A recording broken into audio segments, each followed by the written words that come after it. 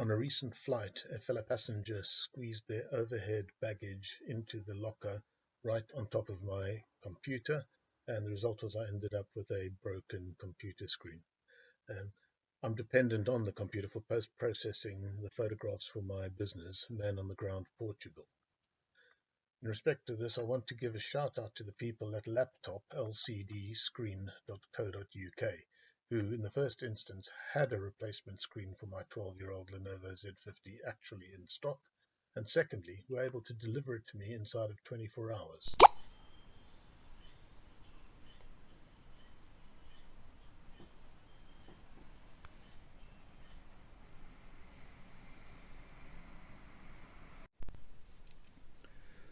Right, well, let's start by having a look at what comes in the box. Sealed, labelled fragile, in a air bubble wrap, and the screen itself is contained in an anti-static bag.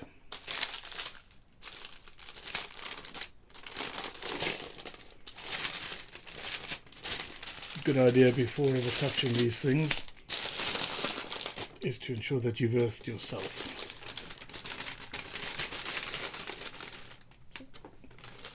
There we go. Looks like we have some sort of film over the outside, which is good. Protective film. Yeah, looking at it there. Tab to rip that off. Right, we'll put that aside and we'll begin to have a look-see at the computer itself. The dreaded Lenovo Z50.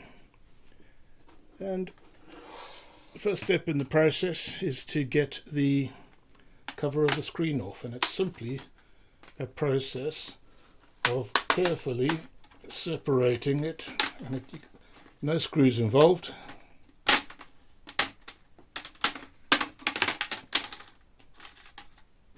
And off it comes.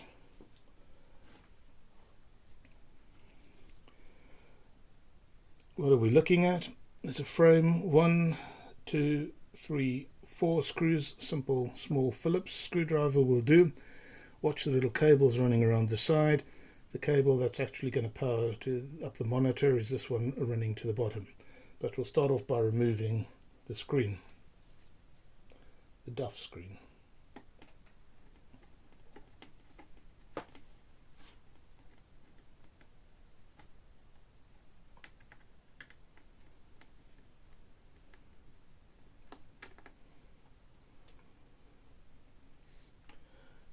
Make sure you store the screws. I've got a habit of losing these things.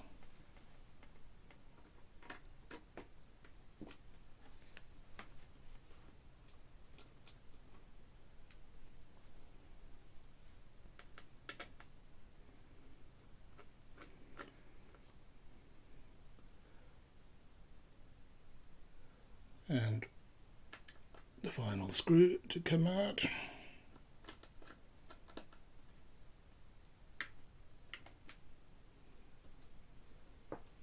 And with that, theory goes, my screen should simply lift up. Don't pull it too far because it's still clipped in.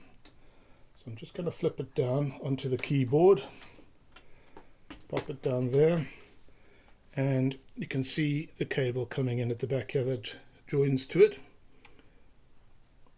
Carefully on lifting the sticky label that is attached to it, and with that I can withdraw the cable, and bye bye old duff screen. So a new screen laid out on the keyboard, taking the connection to the computer, and interesting point at it actually feels like the connection goes in slightly higher than you would expect. It doesn't, it's not as if I can slide it directly along the base. And it goes into a little ridge above. Oops. Awkward working.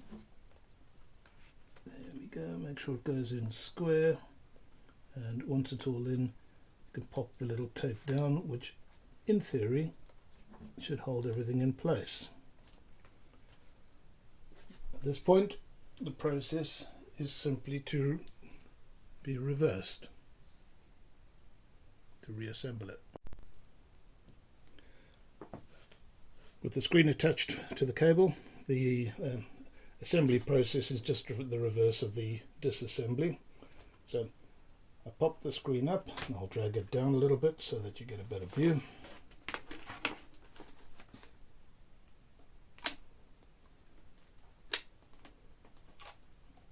Aligning the holes there. One of the things to note is the little cable has some screws down here that it should run in. I'm assuming these keep it from being pinched or anything crazy once the computer is being closed. So reversing the order, simply screwing the new monitor into place with the 4 screws that I took out earlier.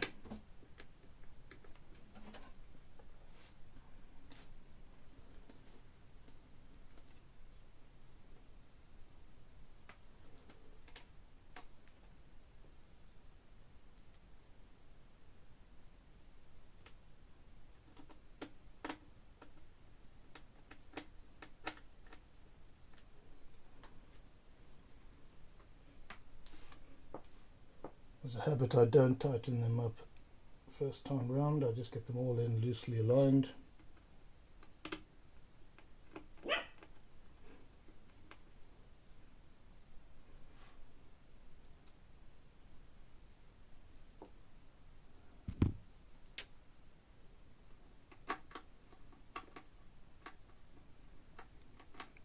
Once all 4 screws are in, I'll just give them that final little tweak to tighten each one. Obviously not too tight because it's just a plastic thread, you don't want to break it out. And at that point the screen is connected back in the machine, and all that remains to be done is to return the cover to it. Now what I find happens is make sure you get the bottom part, these little clippies that go on at the bottom, get them in first, push down, align at the top, and then it's literally just a press and click process.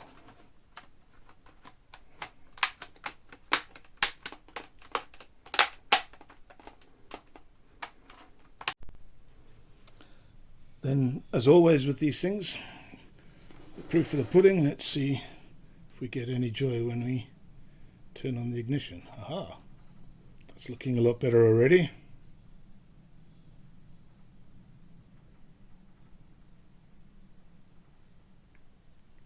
Voila! There you go. Very simple.